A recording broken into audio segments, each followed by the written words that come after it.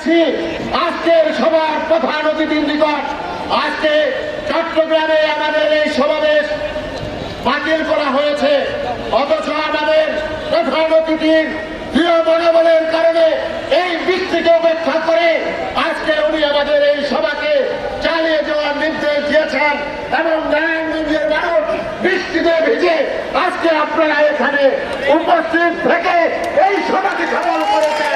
এই জন্য আমি মহানগর বিএনপি এবং জেলা বিএনপির পক্ষ থেকে আপনাদেরকে ধন্যবাদ জানাই।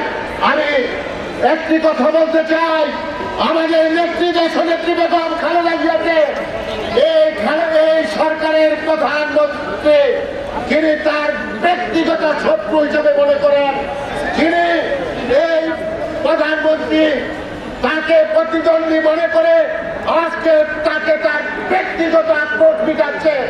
আজকে বাংলাদেশে বেগম খালেদা জিয়া একমাত্র নেত্রী যার নিম্ন আদালতে অল্প সাজা হয়েছে সেটা কমানোর জন্য উচ্চ আদালতে দিয়েছে, অথচ সেখানে সাজা না কমিয়ে তার সাজা বাড়িয়ে দেওয়া হয়েছে। আজকে আমরা বলতে চাই এই সরকার বাংলাদেশের যে সাংবিধানিক যে অর্গানগুলো রয়েছে সবগুলোকে কুক্ষিগত করে, বিচার বিভাগকে কুক্ষিগত করে, প্রশাসনকে কুক্ষিগত করে এবং এদেশের আশেপাশের কিছু সাম্রাজ্যবাদী শক্তিকে কুক্ষিগত করে আজকে এদেশের মানুষের গণতান্ত্রিক অধিকার হরণ করেছে। আজকের এই সমাবেশ থেকে আমি দেশনেত্রী বেগম খালেদা জিয়ার মুক্তি দাবি করছি।